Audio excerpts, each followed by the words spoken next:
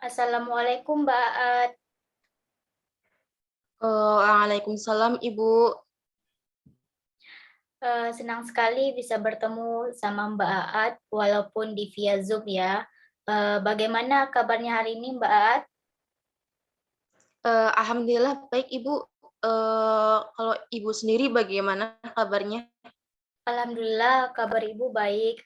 Kalau keluarga Mbak Aat sendiri bagaimana kabarnya? Alhamdulillah baik Ibu. Alhamdulillah kalau begitu. Oh iya Mbak Aat, ada yang bisa saya bantu Mbak? Saya ingin bercerita Bu mengenai suatu hal kepada Ibu. Apakah bisa Bu? Oh bisa dong Mbak Aat, dengan senang hati Ibu akan mendengar cerita dari Mbak Aat. Baik Ibu, terima kasih Bu. Sama-sama, Mbak. Oh iya, baik kalau begitu, Mbak At. Sebelum itu kita membuat waktu kontrak konseling terlebih dahulu ya. Bagaimana jika kita melakukan konseling dengan waktu 35 menit? Apakah Mbak Aat setuju? Saya setuju Bu. 30 menit sudah lebih dari cukup Ibu. Baiklah kalau begitu, Mbak Aat. Nah, jadi apa nih yang ingin Mbak Aat ceritakan kepada saya? Ya Ibu, jadi begini Bu, setiap disuruh maju ke depan kelas sama dosen, saya selalu gemetar dan berkeringat Ibu. Dan setelah maju di depan, saya tidak bisa bicara dengan lancar. Bahkan saya seperti gagap Ibu. Terus bagaimana Mbak Aat? Silakan lanjut ceritanya.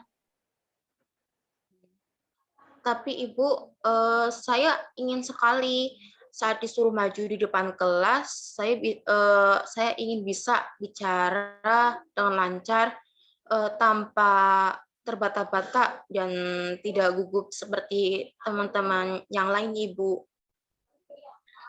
Terus misalnya di depan kelas ini tidak ada dosen, apakah Mbak A ini masih gugup juga untuk maju di depan kelas?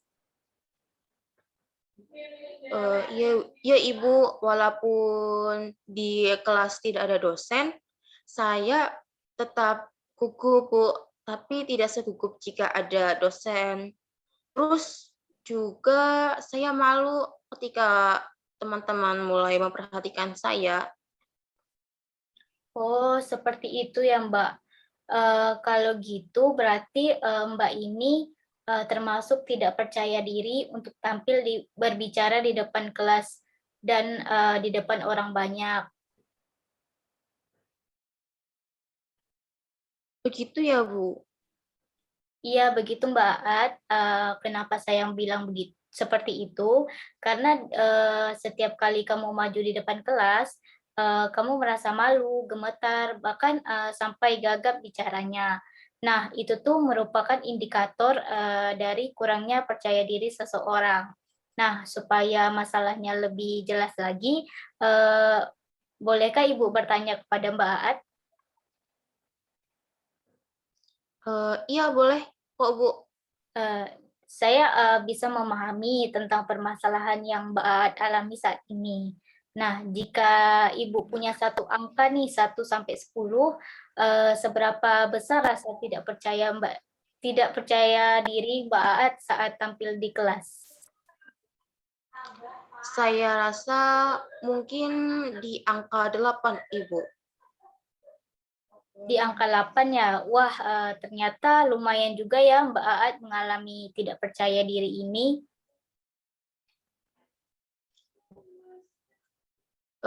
Iya, sekitarnya seperti itu, Ibu. Baik Mbak Aat. Tadi kan Mbak Aat nih bilang, bahwa rasa gugup Mbak Aat ini meningkat kalau di dalam kelas itu bukan hanya karena ada teman-teman Mbak Aat, tapi juga ada dosen. Kenapa bisa begitu, Mbak? Iya, Ibu, saya takut melakukan kesalahan di depannya, Ibu. Kalau boleh tahu nih, kenapa Mbak Aat itu takut melakukan kesalahan? apakah dosen itu memarahi Mbak Aat kalau Mbak Aat melakukan kesalahan saat tampil di depan kelas? Sebenarnya tidak, Bu. Saya tidak dimarahi kok, Bu. Hanya saja ketika setiap saya tampil di depan kelas, saya itu merasa takut melakukan kesalahan di depan dosen. Saya takut nanti nilai saya jelek, Ibu. Oh begitu ya, mungkin kamu berpikir ya kalau segala sesuatu itu harus sempurna tanpa ada kesalahan sedikit pun. Apakah benar demikian, Mbak? Iya, Ibu. Jadi, sebenarnya apa yang menjadi tujuan kamu untuk mengikuti proses konseling ini? Saya ingin sekali bisa bicara di depan orang banyak, Ibu. Dan juga kalau saya dipanggil maju di depan kelas, saya tidak gemetar dan tidak gugup. Tapi paling tidak saya ingin untuk bisa aktif lah gitu, Bu, dalam diskusi kelompok, misalnya bertanya ataupun menjawab, Ibu. Baik, jadi tujuan konseling yang kita laksanakan ini, agar, Mbak Aat ini bisa lebih percaya diri untuk maju di depan kelas, berbicara di hadapan dosen dan teman-teman, yang ditandai dengan, tidak gemetar dan tidak gugup lagi. Sehingga Mbak Aat ini bisa bicara dengan baik tanpa terbata-bata di depan kelas ya, Mbak, begitu ya, Mbak? Ya, Ibu. Sebenarnya saya ingin saya ingin sekali gitu, Bu, diajarkan oleh teman saya, Bu, agar lebih percaya diri di depan kelas ataupun maju itu, Bu. Bagaimana ya, Bu, menurut pendapat Ibu? Kalau menurut kamu itu bisa membantu kamu sendiri, Ibu akan mendukung, kamu jangan ragu. Mungkin kamu lakukan saja hal tersebut. Dan juga sebelumnya kamu harus berbicara nih kepada teman-teman kamu serta, menjelaskannya alasan kenapa kamu harus latihan terlebih dahulu sebelum tampil di, kelas. Maka dari itu mungkin mereka akan mengerti nih apa permasalahan kamu nantinya. Eh, tapi Ibu, bagaimana menurut Ibu kalau saya tidak meminta bantuan teman saya, Ibu? Kalau menurut Ibu, jika kamu meminta bantuan dari teman kamu, itu tuh akan memudahkan kamu beradaptasi karena, yang akan mendengarkan kamu saat kamu tampil itu, salah satunya adalah teman-teman kamu sendiri. Tapi saat sebelum kamu meminta bantuan dari teman-teman kamu, kamu tuh perlu menjelaskan bahwa, kamu ini ingin berlatih agar kamu, bisa percaya diri tampil di depan kelas tanpa terbata-bata lagi. Mungkin pasti teman kamu bisa mengerti karena, menurut Ibu ya, manusia itu memiliki kelebihan serta kekurangannya masing-masing, Mbak Aat, gitu. Oh, iya, Bu, saya mengerti. Nah, karena Mbak Aat sudah mengerti, kita kan sudah berbicara banyak nih. Ibu ingin tahu nih, apa, rencana selanjutnya yang akan Mbak Aat, laksanakan ke depannya agar bisa percaya diri untuk tampil di depan kelas? Pertama yang saya harus lakukan adalah berlatih untuk lebih bisa berbicara di depan kelas. Mungkin untuk berlatih saya bisa di depan cermin terlebih dahulu. Setelah itu baru saya berlatih berbicara begitu, Bu. Terus kemudian bersama teman-teman juga.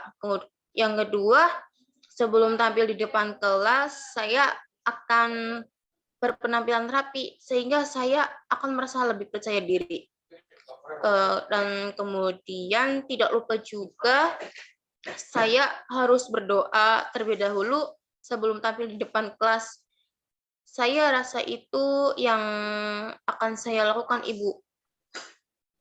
Wah, rupanya Mbak Aat nih sudah paham ya dengan apa yang ingin Mbak Aat lakukan. Menurut saya itu sangat bagus sekali Mbak Aat. Mbak Aat pasti bisa nih, itu kan rencana yang bagus sekali ya yang Mbak Aat, bilang tadi. Menurut Ibu, Mbak Aat ini terus lakukan jika itu membuat Mbak Aat itu lebih baik. Jangan menyerah jika pada saatnya Mbak Aat lakukan itu, menemui halangan atau tantangan yang menghadang Mbak Aat. Karena, menurut Ibu itu tidak ada orang sukses tanpa suatu halangan atau tantangan. Iya, Ibu. Terima kasih, Ibu. Mbak Aat, ternyata waktu konseling kita nih udah hampir habis, hampir selesai. Bagaimana setelah mengikuti konseling ini? Bagaimana perasaan Mbak Aat? Iya, Ibu. Kalau menurut saya, alhamdulillah sekarang saya merasa lega, Ibu, karena semua keluhan yang ada dalam hati saya selama ini akhirnya bisa saya ceritakan semua kepada Ibu. Nah, bagaimana kalau kita tutup saja pembicaraan kita pada siang hari ini? Saya ucapkan terima kasih kepada Mbak Aat karena sudah sudi bercerita bersama saya. Ya, Ibu, terima kasih juga, Bu, karena sudah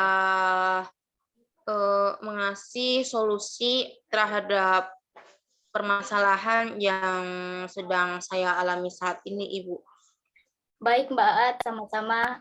Jika Mbak Aat ada masalah yang ingin Mbak Aat ceritakan di lain waktu, silakan menghubungi saya ya Mbak Aat.